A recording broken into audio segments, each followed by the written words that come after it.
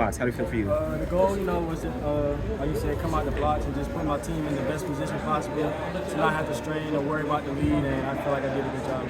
There you go. Let's move on, Boling. How did it feel on your leg? Felt good. I got the baton, the lead from my guy right here, and then I just opened up and ran the 400. You passed it to the new man, Noah. What was it on your leg? How'd you feel out there?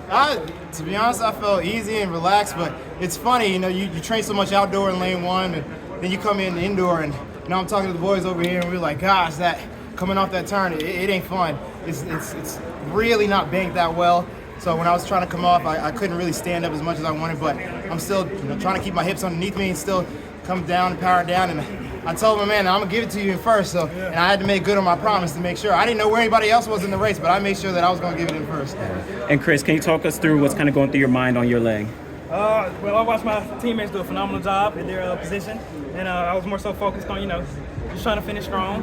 I know I had the new world champion behind me, so it was gonna be tough. Got a little physical at the start, they just kept pushing me, but it's part of the game. Just proud of our team overall. It kind of sucks that I couldn't, finish it at first, but it happens. Track and field, so. Makes you hungry. Back to the drawing board. Oh yeah. Makes you real hungry. Oh yeah. Yes, sir. When did you decide to run? I told Mike back at USA is that I'd be open if you need me, and then after the 60, we went back to the hotel, and my coach let Mike know that, again, if you need me, I'm open. I've been training for it, and I'm very well within my parameters if you need it. He said he wouldn't know anything until after the first round. I made sure that I warmed up today in the morning, and that's why a lot of people were watching me warm up. I had to do a shake-up regardless, but I wanted to make sure that if I was called at any point, I'd be ready. And after the first round, the prelims, I got the call midday, and I was like, all right, let me finish my lunch so I can make sure I'm ready. Did they give you any explanation for why you were subbed in for it was either Paul Dedewo or for Bassett? Why those other guys? I didn't get any explanation. I just got the call from Coach B, and I told him I'd be ready. Have you heard about Fred Curley's comments? He's quite upset. He says he called USAT playing favoritism, yell like puppets. Yes, man. I mean, he could be here, but he ain't. So if he's mad at that, come on out here. I know you were quickest on that third leg of any runner. Do you think you laid down a marker there for Paris?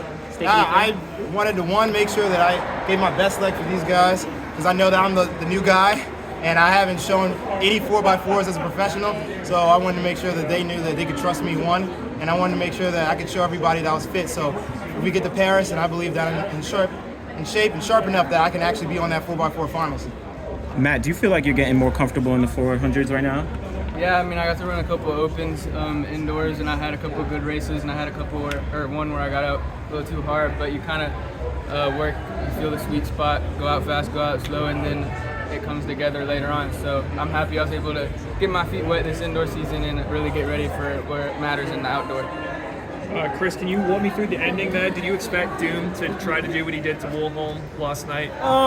Yeah, that was on the mind, yeah. But more so I was mainly focused on myself. I'm only in control of what I can do. Went out there and did my best, so proud of the outcome regardless. No, you haven't competed in the 400 meters too many times, so what's your biggest learning curve tonight? To be honest, I kind of expected everything that I gave tonight. The only thing that was really different, again, being as it is indoor, turns are tighter, kind of hard to come up off the turn tall and upright. So that was a little bit, of a shake, but I know outdoor, that's a completely different scenario.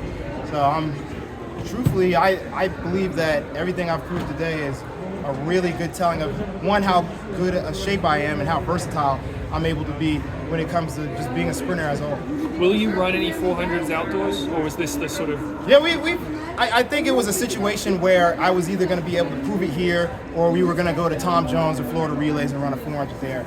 But now that I feel that we've been able to prove ourselves here, we're going to leave that as it is. Yeah. Knowing that as the season goes on, I'll get stronger and faster.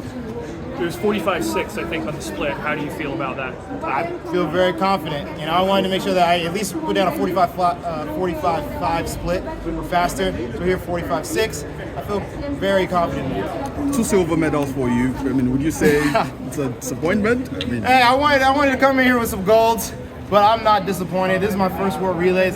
This is a very new team, And to be honest, I'm very excited to what all these guys are going to be able to put down. Seeing the new generation come through is extremely exciting. I remember when me and my brother first turned pro, and we were the only ones to do it. Now I'm looking at all these guys, and they're doing stuff that me and my brother could only had hoped to do at our age. So every time I look back, I'm like, wow, they're better. I got to keep on my guard.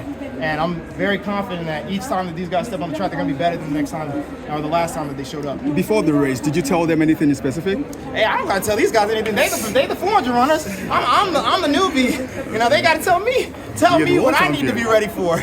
No. They knew what to do. They were ready for battle, and they came out here and gave it their all. How much did that second lap hurt?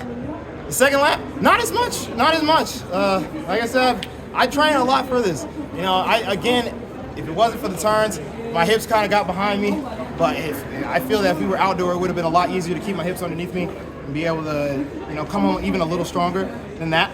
But, I got to the first lap and I'm like, okay, I don't really know what pace that is, but it felt pretty smooth. And as I'm going in, my coach just said, once you come off that third turn, make sure you just start building into it. And that's what I made sure I did. Jacory, real quick,